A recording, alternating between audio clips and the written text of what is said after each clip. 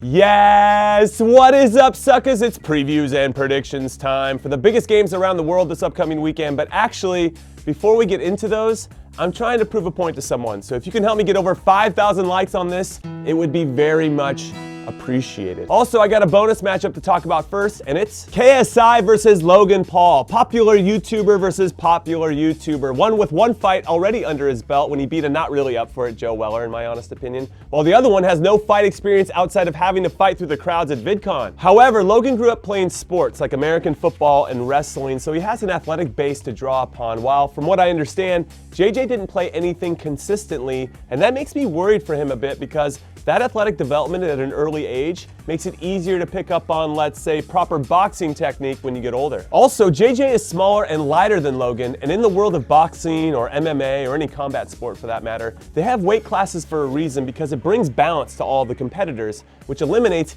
any unfair advantages like weight and reach. And with Logan being taller by 2 inches, it gives him a much longer reach, which gives him a bit more space to protect himself, whereas JJ will have to lean in more to have his punches land, which could leave him exposed for counterpunches. Now, with all this said, I think JJ is the hungrier of the two and a better competitor, and he has the experience of doing one of these fights already, which I think will help alleviate any nerves so he can just focus on the boxing, which for me gives him the edge in the all-important mental side of the game. But man, Logan's physical advantages make me a tad nervous, so I'm hopeful that JJ can win the game up here, which will translate to him winning this boxing match because I am Team KSI all the way. Let's go, JJ! And next up, it's the 5th most important game for all of us to watch this weekend because I'm doing a countdown of 5-1, if you remember that. Kind of switch things up. And it's Benfica versus Sporting Clube de Portugal in the Lisboa derby. Now, as a reminder, after going all Juventus and Bayern Munich on the Portuguese Primeira Liga by winning it 4 times in a row,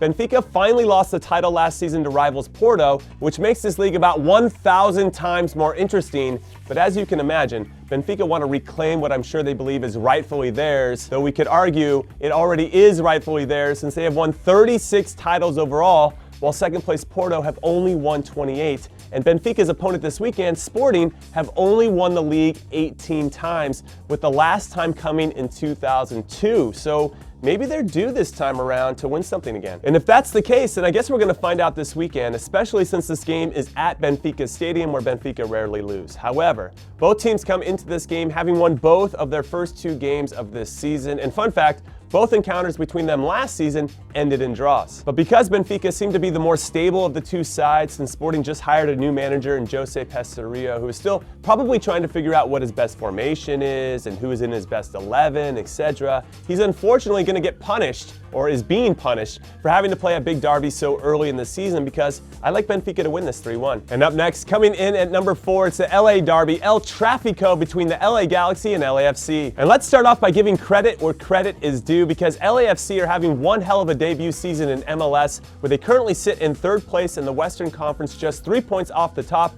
which is being occupied by FC Dallas. However, they do have a problem getting wins against their neighbors, the Galaxy, who, as a reminder out there for all of you haters, have won more MLS Cup trophies than any other MLS club. Because twice this season, the Galaxy have found a way to come back from a losing position to earn results against LAFC. First, of course, was the epic 4-3 game, which was arguably the greatest regular season MLS game of all time, where the mighty Zlatan Ibrahimovic scored a brace off the bench in his debut. And just last month, the Galaxy scored twice in 4 minutes to earn a draw for themselves after going down 2-0. However, maybe LAFC are in a great position to pick up 3 points this time around, considering how weak the Galaxy look at the moment since they are without a win in 4 games and just got absolutely thumped by the Seattle Sounders last weekend 5-0. But let's be honest, this is a rivalry game, so stats, current form, all of that type of crap goes out the window because it's about pride. And the Galaxy want to continue to prove that there's only one team worth watching in LA, and it's them. So my prediction,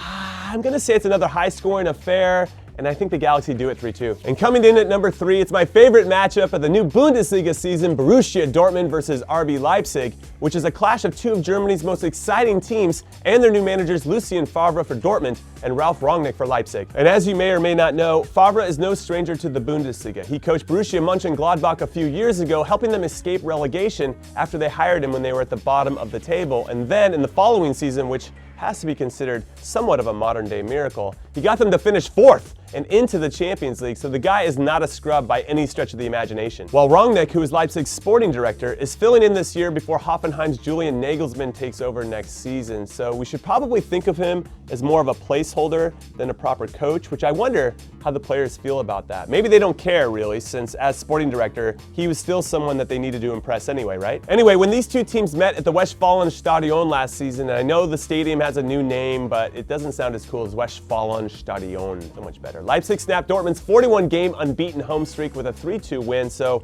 this has to be a bit of a revenge game for Dortmund. However, the black and yellow are coming off barely beating second division opponent Greuther Fürth in the first round of the DFB Pokal, which is my favorite name competition in the world, getting the equalizer in the 95th minute before securing the game winner in extra time. So they can't be coming into this one with too much confidence. While Leipzig are playing in a Europa League playoff today, or Thursday, I'm not sure when you're watching this. So they could be a little tired heading into this one on Sunday. So I'm gonna say Dortmund is gonna win 2-1 because they're not gonna wanna let down their supporters in the first game of the season. Also, just to throw it out there, Christian Pulisic is gonna score the game winner. So stamp that shit.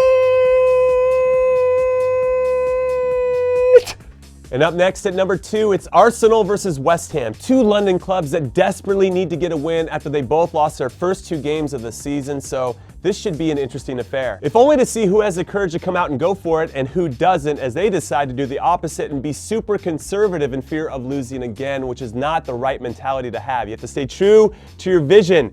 Keep going. Don't change anything now, but I would understand, though, if they felt this way because the fear of losing 3 games in a row, especially for both managers Unai Emery and Manuel Pellegrini, since they're both new to their respective clubs, could have devastating effects. So the biggest question for both managers is, who are you going to start? For me, Emery has to start Lacazette up top and let Aubameyang come off of his shoulder. Both of these guys, at the very least, need to be on the field at the same time, even if you reverse their starting positions. Then Mkhitaryan can keep his place on the other side because I thought he did pretty well against Chelsea, all things considered. And then have a midfield of Torreira, Guendouzi, and Ramsey, and let Messi and Granit Xhaka start this one on the bench just to see how it goes and give a little shake-up in the middle of midfield. And then, unfortunately, your back four, Bellerin, Mustafi, Socrates, and Monreal, has to stay the same due to a lack of other suitable options, which I guess isn't the worst thing since they can continue to build a rapport together, which theoretically should see them get better with each passing game. And the same for Cech in goal. If he's Emery's guy, then he's Emery's guy, and Emery needs to let him fight through the adversity, especially since he's the captain and leader. As for Pellegrini, he's got plenty of terrific options. They just need to play better, or he just needs to give them tactics to play better. Also, it should be noted that he should be careful about making too many changes to the lineup every game, and secondly, how he makes the changes, because the 3 players who started against Liverpool but got left out against Bournemouth, and I'm talking about Mikel Antonio, Declan Rice, and Ryan Fredericks, were left out of the 18 entirely. They had to watch that game from the stands just like you and me, which is pretty harsh, and I think it creates unnecessary issues, especially since the team lost to Bournemouth, which means those 3 in particular have to be thinking, see, it wasn't just us, boss, these other guys suck too. Anyway, I really do believe that both of these clubs are a month or 2 away from really finding out what works best, and because this game in particular is a must-win game, I think they're probably going to draw 2-2.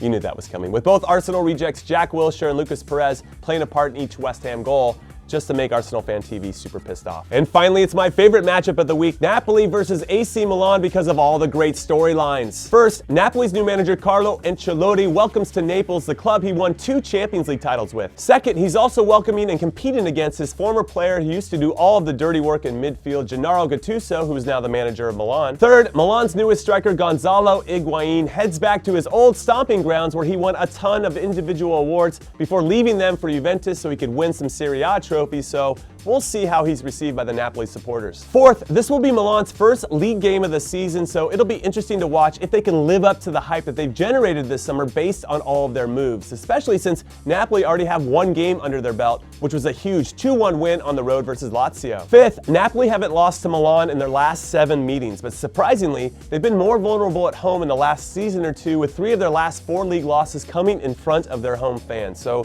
maybe Milan does have a bit of a chance, and if they do, the big question again is, who does Gattuso start? If Milan roll out a starting 11 of Donnarumma in goal, Calabria, Caldara, Romagnoli, and Rodriguez in the back, Kessié, Biglia, and Bakayoko in midfield, and Suso, Higuain, and Bonaventura up top, that is one f***ing solid team that should win a lot of games this season. However, they haven't played 1 competitive game together yet, and there are still a lot of new faces that have to get used to playing with each other. Whereas Napoli's core is pretty much the same minus Jorginho, and I think that's going to make a difference in them not losing, because I'm going to say 1-1 because I think it's going to be tight, and I can't really explain why I feel that way, but I do. So I'm just going with my gut. Anyway, that is it. That is all I got, except for this. Pick the right score for Napoli versus AC Milan, and if you get it exactly right, you'll be entered to win a Warm Baller starter kit. That's right, a Warm Baller starter kit, and I will pick 3 winners this time instead of 2. So good luck, and of course for me, have a good or bad weekend, everyone. Later.